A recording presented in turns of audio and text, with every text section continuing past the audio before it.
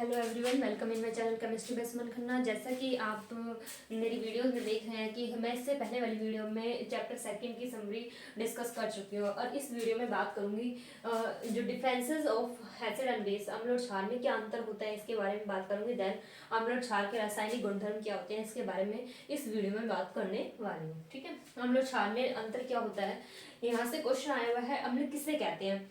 अम्ल किसे कहते हैं? तो अम्ल स्वाद में खट्टे होते हैं और नीले लिटमस पेपर को लाल कर देते हैं। लिटमस परीक्षण हम करते हैं तो ये नीले लिटमस पेपर को लाल कर देते हैं, यही अम्ल होते हैं। इसके उदाहरण के तौर पर हम देख सकते हैं कि जितने भी H+ आयन वाले जो पदार्थ हैं वो सभी जो H+ आयन प्रदान करते हैं, ऐसे पदार्थ जो जलीय विलयन के अंदर H+ आयन देते हैं उन्हें हम अम्ल कहते हैं। हम इसकी परिभाषा ये लिख सकते हैं, ये प्रीवियस ईयर 2024 में क्वेश्चन पूछा हुआ है कि अम्ल किसे कहते हैं। देन हम यहाँ से ये पूरी लिखते हुए कि स्वाद में खट्टे होते हैं, नीले लिटमस पेपर को लाल कर देते हैं। इसकी ट्रिक भी मैं पहले डिस्कस कर चुकी हूँ कि अनील यानी कि नीले को लाल करते हैं। उदाहरण जो कि HCl, H2SO4 या NO3 जो H+ आयन देते हैं, त्यागते हैं, जो जलीय विलयन में H+ आयन प्रदान करें उन्हें हम अम्ल कहते हैं। इसी तरह से क्षार का क्या है, क्षार का स्वाद कड़वा होता है, ये लाल लिटमस पेपर को क्या कर देते हैं, नीला कर देते हैं। इसी तरह से जलीय विलयन के अंदर क्या प्रदान करें, OH- यानी हाइड्रोक्साइड आयन जो देते हैं उसको हम क्या बोलते हैं, क्षार। ठीक है, NaOH इसके एग्जाम्पल जो है NaOH, sodium hydroxide, potassium hydroxide या मैग्नीशियम हाइड्रोक्साइड, ये सभी क्या है, इसके क्षार के उदाहरण हैं। अब इस के अंदर नेक्स्ट टॉपिक है जो अम्ल और क्षार के रासायनिक गुणधर्म। बेसिकली दो प्रकार के जो प्रॉपर्टीज हैं वो दो प्रकार की हैं। कौन कौन सी है? एक तो भौतिक गुणधर्म होते हैं, एक रासायनिक गुणधर्म। भौतिक यानी फिजिकल प्रॉपर्टीज, यानी कि जो हमें आंखों से देखकर, जैसे स्वाद, गंध या फिर कोई सॉल्यूशन किस तरह का है, पदार्थ किस रंग का है, यानी रंग, स्वाद और गंध जो है हम आंखों से देखकर, सामने से देखकर हम पता लगा लेते हैं, वो क्या होते हैं, भौतिक गुणधर्म यानी कि फिजिकल प्रॉपर्टीज होती हैं किसी पदार्थ की। ठीक है, और रासायनिक गुणधर्म क्या होते हैं कि हम उसमें कोई रासायनिक क्रिया कराकर देखते हैं कि वो उसके अंदर क्या परिवर्तन हो रहे हैं, वही रासायनिक गुणधर्म होते हैं। जैसे कि हमने इससे पहले वाले चैप्टर में पढ़ा था, रासायनिक अभिक्रिया जो चैप्टर है उसके अंदर हमने क्या देखा था, किसी पदार्थ में कोई रासायनिक अभिक्रिया होती है तो उसमें क्या होता है, जो है अभिकारक उत्पाद में बदल जाते हैं। इसी तरह से अब यहाँ रासायनिक गुणधर्म मतलब पदार्थ में रासायनिक अभिक्रिया के दौरान कुछ परिवर्तन देखने के लिए मिलता है। ठीक है, अब इसके अंदर फर्स्ट जो है पॉइंट, धातु से रिएक्शन। किसी भी पदार्थ की, जैसे अम्लीय क्षार कि धातु के साथ अभिक्रिया करवाते हैं तो लवण और हाइड्रोजन गैस बनती है। जब अम्ल की धातु के साथ अभिक्रिया कराई तो लवण और हाइड्रोजन गैस बनी, जिसके अंदर अम्ल जो है हाइड्रोक्लोरिक अम्ल, जो इसकी अभिक्रिया हमने जिंक धातु के साथ करवाई तो zinc chloride plus hydrogen gas बनती है। ठीक है, नेक्स्ट अगर हम इसकी रिएक्शन हम क्षार के साथ कराते हैं, किसकी, धातु की, जिंक धातु है उसकी रिएक्शन हमने सोडियम हाइड्रोक्साइड क्षार धातु के साथ करवाई तो सोडियम जिंकेट यानी Na2Zn O2 सोडियम जिंकेट बनता है, ये भी एक टाइप का लवण है। देन हाइड्रोजन गैस जो है वो बाहर जाती है। यहाँ से क्वेश्चन PYQ 2024 में क्वेश्चन नंबर 20 का सेकंड क्वेश्चन पूछा हुआ है कि अम्ल की धातु के साथ अभिक्रिया कराने पर क्या होता है। अम्ल की धातु के साथ अभिक्रिया कराते हैं तो लवण और हाइड्रोजन गैस बनती है, और इनमें से हम ये वाली समीकरण लिखकर क्वेश्चन पूरी तरीके से इस तरह से आंसर करना है जिससे कि हमें अच्छे नंबर गेन हो। कि हम पहले ये लिखेंगे अम्ल की धातु के साथ अभिक्रिया कराई जाती है तो लवण और हाइड्रोजन गैस बनती है। देन हम उसके नीचे ये लिखकर कि अम्ल प्लस धातु, ऐसे लिखकर अम्ल प्लस धातु एरो लवण प्लस हाइड्रोजन गैस, ये लिखकर देन हम एग्जांपल लिखें तो हमें जितने भी मार्क्स का क्वेश्चन पूछा हुआ है वो कंप्लीट नंबर हमें अच्छे से मिल सकते हैं। ठीक है, इस तरह से रिप्रेजेंटेशन के भी नंबर हमें बोर्ड एग्जाम कॉपीज में मिलते हैं कि हम किस तरीके से क्वेश्चन का आंसर हम रिप्रेजेंट कर रहे हैं। ठीक है, इस चीज का भी हमें ध्यान रखना होता है। नेक्स्ट इसी के अंदर जो केमिकल प्रॉपर्टीज है इसका फर्स्ट पॉइंट यहाँ कंप्लीट होता है। देन सेकंड पॉइंट है अम्ल की धातु कार्बोनेट से रिएक्शन। अम्ल जो है वो धातु कार्बोनेट या धातु हाइड्रोजन कार्बोनेट किसी से भी रिएक्शन करता है, देन क्या बनता है, लवण प्लस H2O जल प्लस कार्बन डाइऑक्साइड, ये बनता है। जैसे कि यहाँ पर दोनों ही अभिक्रिया, पहले फर्स्ट हम डिस्कस करते हैं, अम्ल की धातु कार्बोनेट से रिएक्शन होती है, अम्ल प्लस धातु कार्बोनेट यानी सोडियम कार्बोनेट से रिएक्शन करवाई, देन क्या बना, लवण प्लस जल प्लस कार्बन डाइऑक्साइड यानी 2HCl plus Na2CO3 arrow 2NaCl plus H2O plus CO2। Okay, then third जो है ये क्या है, अम्ल की धातु हाइड्रोजन कार्बोनेट से रिएक्शन, ये थर्ड प्रॉपर्टी है। इसमें धातु हाइड्रोजन कार्बोनेट से करवाएंगे रिएक्शन। हम क्या करेंगे, HCl प्लस NaHCO3 यानी धातु हाइड्रोजन कार्बोनेट, इससे रिएक्शन करवाई, देन क्या बनता है, NaCl plus H2O plus CO2 ये बनता है। मतलब हम दोनों ही रिएक्शन में कॉमन बात देख सकते हैं कि अम्ल दोनों जगह सेम है, और बस धातु कार्बोनेट और धातु हाइड्रोजन कार्बोनेट ये थोड़ा सा डिफरेंस है, इतना याद रखना है। बाकी सेम है कि यहाँ पर भी NaCl का लवण बन रहा है और यहाँ वाटर बन रहा है और यहाँ कार्बन डाइऑक्साइड बन रहा है, दोनों सेम है, ठीक है।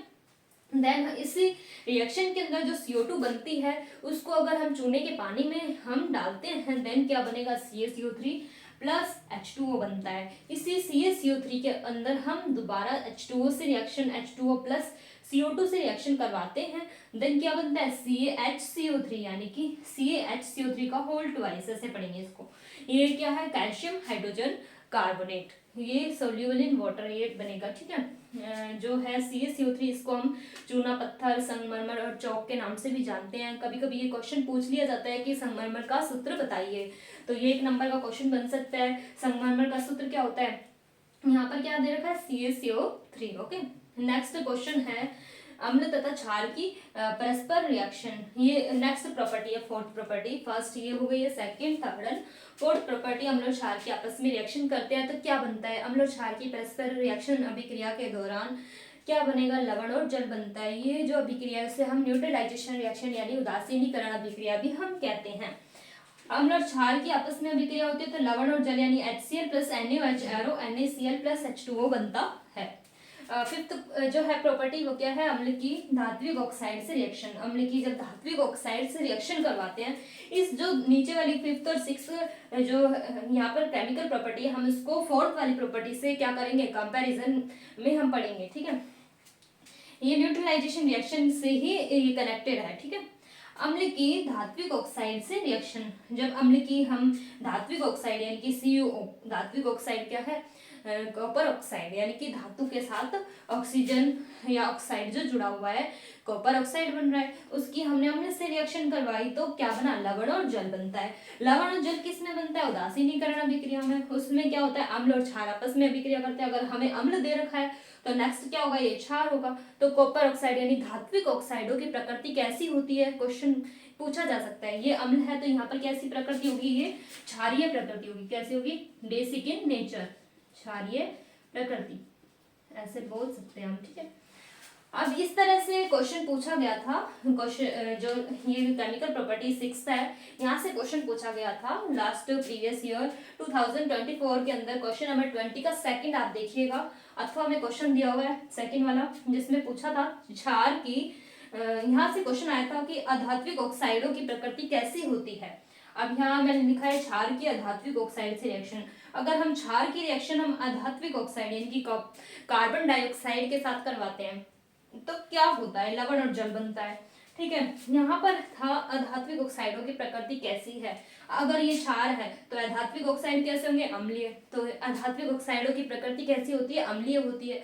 उसको समझाइए, ऐसा पूछ लिया। अब हम इसको कैसे समझा सकते हैं, ये हम रिएक्शन लिखेंगे इसको, और ये कैसी प्रकृति है यहाँ पर, अम्लीय यानी कि एसिडिक इन नेचर, अम्लीय प्रकृति। इसको हम इस तरीके से इस जो अम्ल और क्षार की रिएक्शन है इससे कंपेयर करेंगे कि यहाँ पर क्या लिखा हुआ है, अम्ल प्लस क्षार एरो लवण प्लस जल। अब यहाँ पर क्षार लिखा हुआ है, क्षार की रिएक्शन हम किससे करवाएं, जो लवण और जल बने, अम्ल से। तो इसीलिए जो अधात्विक ऑक्साइड है उनकी प्रकृति कैसी होगी, अम्लीय। मतलब एक बार आपको ये लिखनी है, जो अधात्विक ऑक्साइडों की प्रकृति अम्लीय होती है, ठीक है, ऐसा लिखना है। देन आपको ये इक्वेशन लिखनी है। देन उसके बाद आप इसको ऐसे हमने कैसे लिखा, न्यूट्रलाइजेशन रिएक्शन यानी उदासीनीकरण अभिक्रिया से हम जब इसकी तुलना करते हैं, कंपेयर करते हैं इसको, तब हमें पता चलता है कि जो अधात्विक ऑक्साइड है उनकी प्रकृति कैसी होती है, अम्लीय होती है, ठीक है। तो उसके बाद आप ये लिख दोगे अम्ल प्लस क्षार एरो लवण प्लस जल। अगर हमें यहाँ पर क्षार दिया हुआ है, मतलब ये क्षार दे रखा है हमें, तो बचा हुआ क्या होगा, वो अम्ल होगा, यानी कि अम्लीय प्रकृति होगी इसकी, ठीक है। आप इस तरह से इस पूरी अम्ल और क्षार की जो केमिकल प्रॉपर्टीज हैं उनको आप इस तरीके से पूरा याद कर सकते हैं, और इसको पूरा अच्छे से रिवाइज करके आप अच्छे से अच्छे बोर्ड्स एग्जाम में अच्छे से अच्छे नंबर गेन कर सकते हैं।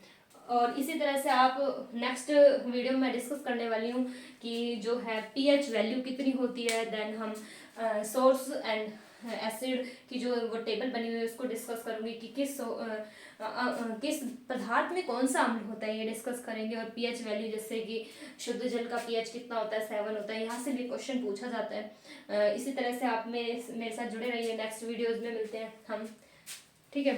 Thank you so much for watching.